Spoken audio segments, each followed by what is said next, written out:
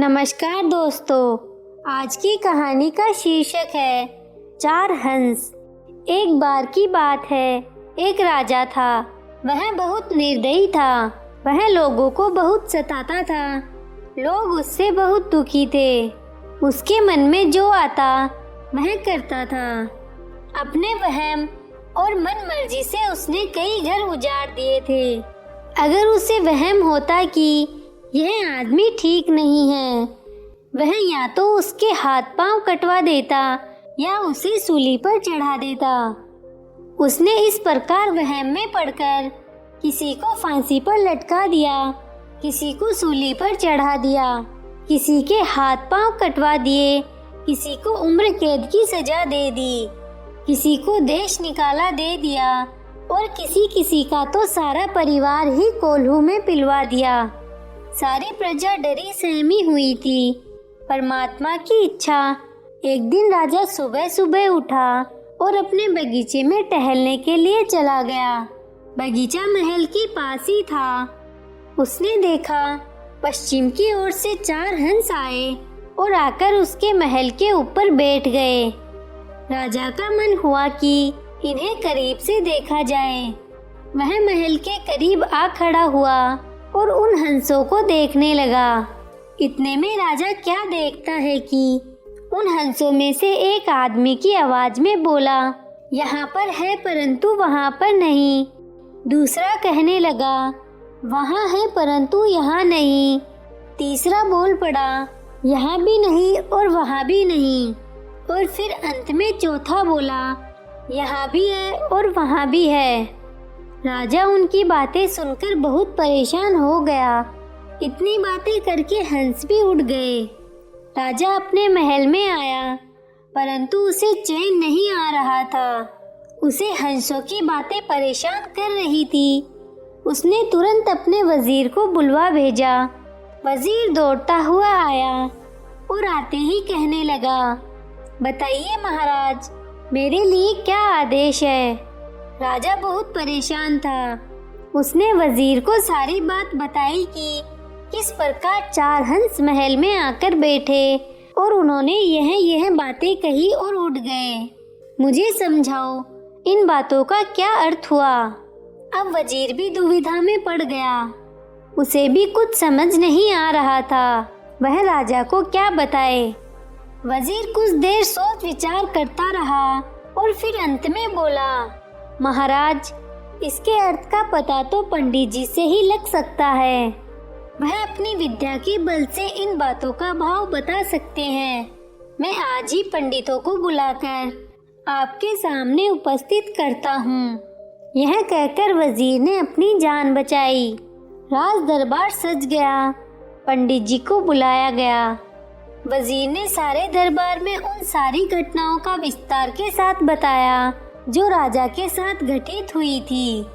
पंडित जी को कहा गया कि वह अपनी विद्या से देखकर बताए कि इन बातों का क्या भाव है। सारा कुछ स्पष्ट रूप से बताए कि क्या यह अच्छे संकेत हैं या बुरे। पंडित जी ने अपनी सारी पुस्तकों को देखा, लाख यत्न किए, परंतु इन बातों के मर्म को न जान सके। उसने डरते डरते राजा से कहा, महाराज, इस काम में कुछ समय लग सकता है। राजा ने पंडित को कहा कि मैं तुम्हें 1 महीने का समय देता हूँ। 1 महीने के भीतर मुझे इन सवालों का जवाब चाहिए। अगर ऐसा न हुआ तो तुम्हें सपरिवार मृत्यु दंड दे दिया जाएगा। पंडित जी चिंतित होकर घर लौट आए। पंडित की पत्नी ने पूछा तो उसने सारी बात बताई। उसकी पत्नी भी दुखी हो गई। 4-5 दिन पंडित जी घर पर ही बैठे बैठे इन प्रश्नों के उत्तर खोजते रहे और फिर वह इन सवालों के उत्तर खोजने के लिए गांव-गांव और शहर-शहर घूमने लगे। 28 दिन यूं ही बीत गए, परंतु पंडित को कोई सुराग न मिला। थके हारे उसे एक रात एक बुढ़िया के घर पर रुकना पड़ा। बूढ़ी अकेली थी, उसके कोई संतान भी नहीं थी। रात को उस बूढ़ी ने पंडित को उदास, परेशान, बेचैन सा देखा तो पूछा, पंडित जी, आप इतने दुखी क्यों हो? किस बात की चिंता है? पंडित ने उस बुढ़िया को सारी बात बताई। पंडित की बात सुनकर बुढ़िया ने जोर से ठहाका लगाया और कहने लगी, अरे पंडित जी, आप इतनी सी बात पर इतने दुखी हो। कल ही चलो मेरे साथ अपने राजा के पास, मैं दूंगी उनके इन प्रश्नों के उत्तर। पंडित ने हैरान होकर पूछा, सच? हाँ हाँ बिल्कुल सच, मैं आपसे झूठ क्यों बोलूंगी। दूसरे दिन वह बूढ़ी और पंडित चल पड़े। रास्ते में उन्हें एक वेश्या मिली। बुढ़िया ने उसे भी अपने साथ ले लिया। आगे चलकर उन्हें एक साधु मिला। बुढ़िया ने उसे भी अपने साथ ले लिया। कुछ और आगे गए तो उन्हें एक कंजूस सेठ मिला। उन्होंने उसे भी अपने साथ ले लिया। चलते चलते उन्हें एक और सेठ मिला जो बहुत ही दयालु और दानी था। वह भी उनके साथ चल पड़ा। दूसरे दिन राजा का दरबार लग गया। भीड़ इतनी ज्यादा थी कि लगता था जैसे सारी प्रजा दरबार में आ गई हो। सभी सोच रहे थे कि या तो पंडित बच जाएगा या फिर राजा सारे परिवार सहित पंडित को सूली पर चढ़ा देगा। राजा दरबार में आ पहुंचा। सभी ने उसका स्वागत किया।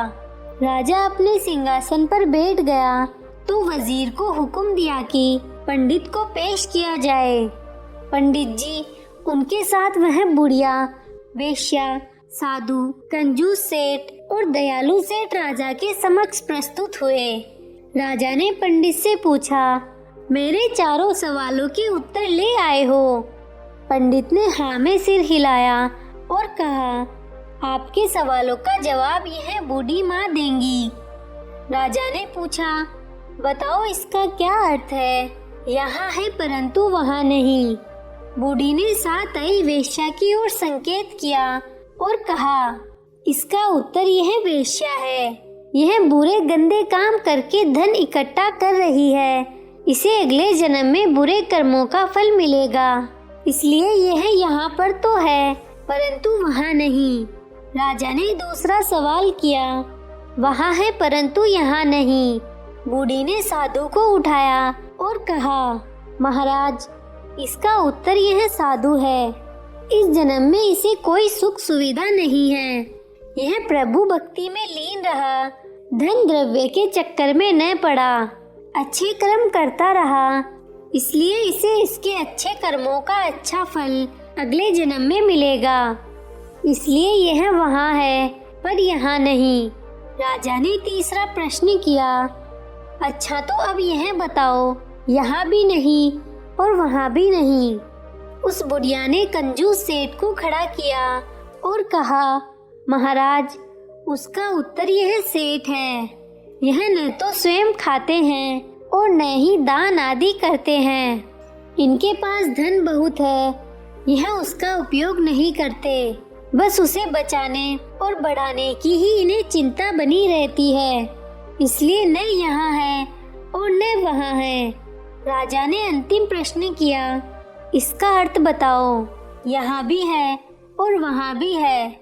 बुढ़िया ने दयालु सेठ को आगे कर दिया, आपके इस प्रश्न का उत्तर यह सेठ है। यह खुले दिल से खाता है और खुले दिल से दीन दुखियों में धन बांटता है, उनकी सेवा करता है, दयालु है, धर्मपरायण है, दान पुण्य आदि कर्म करता है। इसलिए यह यहाँ भी है और वहाँ भी है। राजा की आंखें खुल गई। उसने भी निर्दयता त्याग कर दयालुता को अपनाया। वह बहुत दयालु, दान पुण्य के कर्म करने वाला, धर्म कर्म करने वाला बन गया। दीन दुखियों की सेवा करने लगा। उसकी सारी प्रजा सुखी और प्रसन्न हो गई। आपको ये कहानी कैसी लगी? नीचे कमेंट करके जरूर बताइएगा। अगर आपको कहानी पसंद आई हो तो अपने दोस्तों के साथ जरूर शेयर करें और ऐसी ही प्यारी कहानियाँ सुनने के लिए हमारे YouTube चैनल को सब्सक्राइब करें। धन्यवाद।